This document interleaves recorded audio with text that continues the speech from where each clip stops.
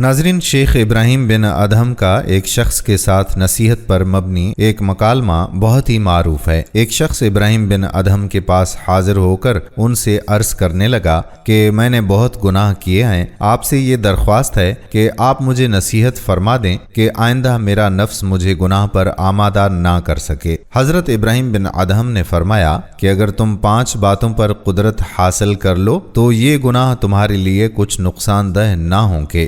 وارد شخص نے کہا کہ وہ 5 باتیں کیا ہیں؟ حضرت ابراہیم بن ادہم نے جواب دیا کہ پہلی بات تو یہ ہے کہ اگر اللہ کی نافرمانی کا ارادہ ہو تو اس کا پیدا کیا ہوا رزق نہ کھاؤ۔ نووارد شخص نے کہا کہ پھر میں کیا کھاؤں جبکہ سارا رزق اسی کا پیدا کیا ہوا ہے؟ حضرت ابراہیم بن ادہم رحمۃ اللہ علیہ نے کہا کہ خود سوچو، کیا تمہیں یہ اچھا لگتا ہے کہ جس ذات کا عطا کردہ رزق کھاؤ اس کی نافرمانی کرو؟ نووارد شخص نے کہا کہ ہرگز نہیں۔ اور دوسری بات کیا ہے؟ تو حضرت ابراہیم بن ادہم فرمانے لگے کہ اگر اس کی نافرمانی کا ارادہ ہے تو اس کے پیدا کیے ہوئے مقامات میں بھی نہ رہو۔ اب نووارد شخص کہنے لگا کہ یہ بات تو پہلی سے بھی زیادہ سنگین ہے۔ آسمان و زمین میں سب کچھ جب اسی کا پیدا کردہ ہے تو پھر میں کہاں رہوں؟ ابراہیم بن ادہم رحمۃ اللہ علیہ نے فرمایا کہ یہ تمہیں اچھا لگتا ہے کہ جس کی بنائی ہوئی زمین پر رہو اسی کی نافرمانی کرو؟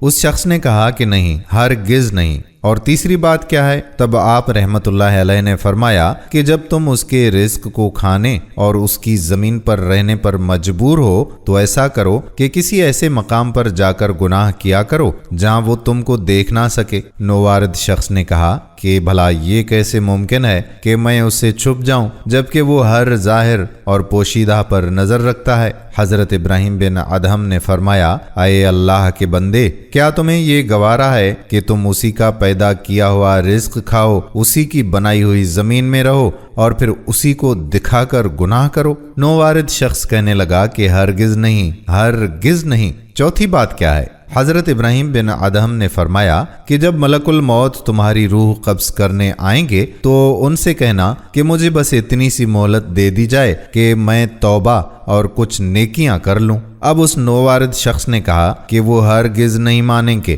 حضرت ابراہیم بن ادہم نے فرمایا کہ جب تو اس پر قادر نہیں کہ موت کو تھوڑی دیر کے لیے ٹال کر توبہ کر سکے تو پھر تو نجات اور خلاصی کی امید کیوں لگائے بیٹھا ہے؟ نووارد شخص نے کہا کہ بھلا 5ویں بات کیا ہے، وہ تو بتائیں۔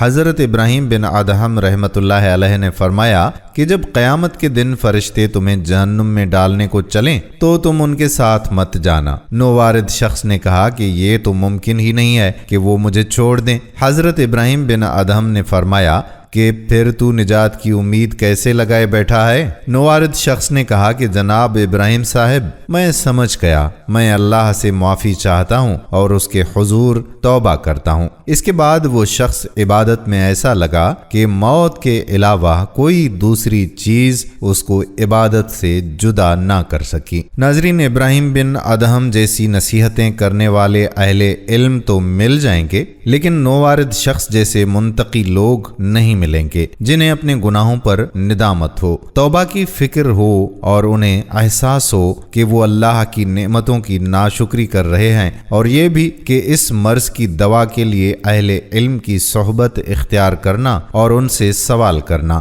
اللہ ہمیں ہر قسم کے گناہوں سے بچنے کی توفیق عطا فرمائے اور صراط مستقیم پر چلنے کی کامل توفیق عطا فرمائے، آمین۔ دوستو، اگر ویڈیو پسند آئی ہو تو اپنے دوستوں کے ساتھ اس ویڈیو کو شیئر ضرور کیجیے گا۔ اگر آپ نے ابھی تک ہمارا یوٹیوب چینل قصہ گاہ فالو نہیں کیا تو قصہ گاہ کو ایسی ہی مزید ویڈیوز دیکھنے کے لیے فالو ضرور کر لیں۔ آنے والی ویڈیو تک اپنے میزبان قادر بخش کلہوڑوں کو اجازت دیجیے۔ فی امان اللہ۔